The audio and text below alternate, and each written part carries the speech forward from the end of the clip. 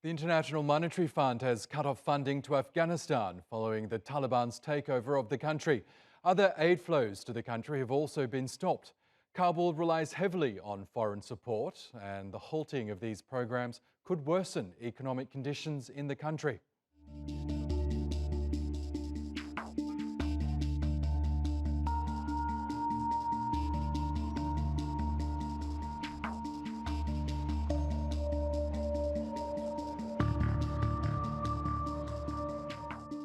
As is always the case, the IMF is guided by the views of the international community.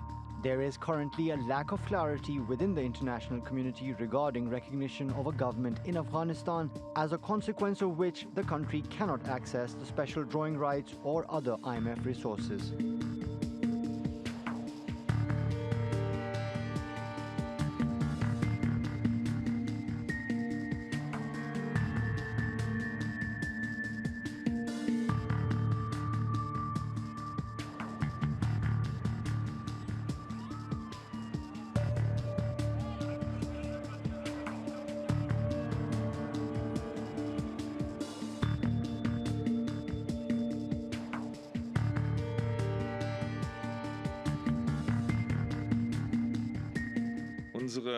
As far as development aid is concerned, but also our stabilization measures, we have frozen these funds for the time being because we naturally want to see how things develop in Afghanistan. We are not the only ones doing this, other countries are too.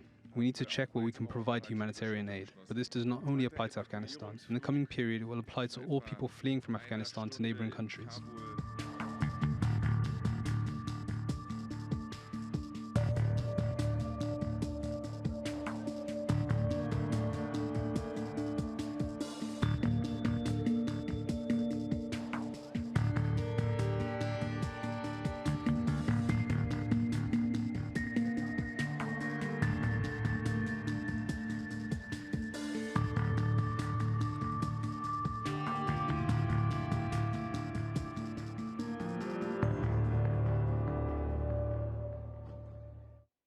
Well, let's get more on this now with Torek Farhadi in Geneva. He's a former advisor to the IMF and World Bank, and he was also an economic advisor to the Afghan government.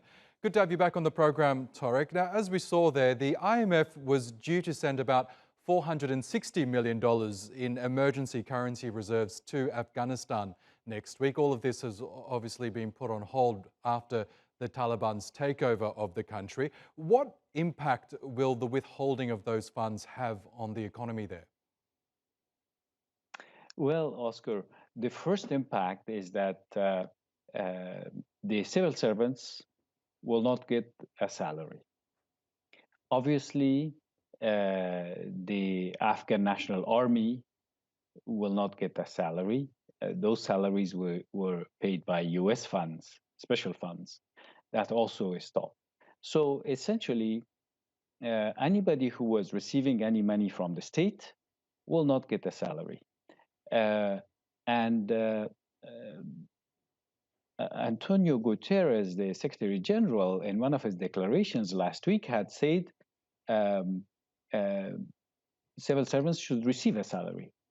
There is a contradiction by the head of the United Nations and then the IMF and the rest of the aid community here. Because there is no government. We understand that there is no government. The former government has collapsed. The new government doesn't exist yet. The Taliban are taking their time to declare a government. And depending on what kind of government they declare, it depends if the international community recognizes them or not. The question is, are we going to punish the Afghan public? Are we going to punish 36 million Afghans? Or we should come up with a mechanism, some sort of a trust fund, where money could flow to the economy without approving of the Taliban, if that's a political point, basically. That's the key thing. At the same time, Afghanistan is a landlocked country. It imports most of its food, medicine, and fuel. And right now, if the central bank, which is also closed, cannot make payments on behalf of the private sector with letters of credit, etc., then imports will stop. So you see the images of children. The international community needs to find formulas where the people, the children, are not punished. And also, there's a need for serious outreach to the Taliban to declare a government which is broad-based, which recognizes human rights and includes elements of civil society, technocrats, and Taliban, and women as well. As you say, Afghanistan's fragile economy relies heavily on international funding, particularly US-led funding. In fact, the World Bank says about 75% of public spending is financed through international aid grants.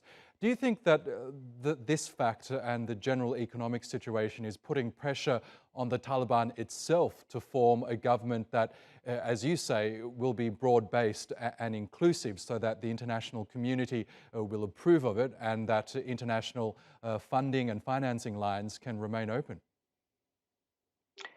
I certainly hope so. The Taliban have proven that time is not a factor for them in their fight, in what they are doing. And here also, it is my impression that they are not in a hurry to declare the government, the type of government, and it might take days, perhaps a week or two.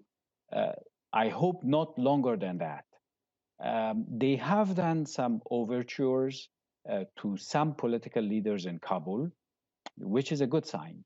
But more overtures are needed by Taliban with women, civil society groups, and the business community as well. Then they will realize that, in fact, being in power is different than being in an insurgency where they were before. Now there is a responsibility because the economic situation in Afghanistan being on hold has other negative consequences. And also for the international community, if we manufacture ourselves a territory where 36 million people live, but there is no funding, and we know that this territory was dependent on funding, then we should not be surprised later that trafficking, drug trafficking, all kinds of other activities will pick up. Human trafficking will pick up in that territory. So everybody has an interest and convergent interest to encourage the Taliban to come up with a government acceptable to the international community to exit Afghanistan out of this non-state status. We also know that ahead of the Taliban takeover, Chinese leaders met with the Taliban leadership. Do you believe that perhaps the Taliban might look to China in order to help support the country under their leadership? Perhaps Beijing won't require as many of the political conditions as other Western countries might require. In the future, yes. China traditionally has been a big lender in Africa and other countries that are developing, either in the fringes of the European countries. But no one really will jump in right now to finance anything with the Taliban because they haven't even declared their government, who to finance. And the future is unknown with them. They have this responsibility. Really, every minute counts to come up with their governing structure. We have heard a lot of things. We haven't seen anything to include in that governing structure the majority of the Afghans. They have said we would like to govern by consensus. But the truth is that the international community, the finance community, international financial institutions are designed that way that they only know how to deal with a state. If you don't have a state, then there's no dealing. But the tragedy is that in that state, there are 36 billion people, most of them children, as you see in these images. Okay, Torek Farhadi, we will have to leave it there, but thank you, as always, for your analysis. We appreciate it.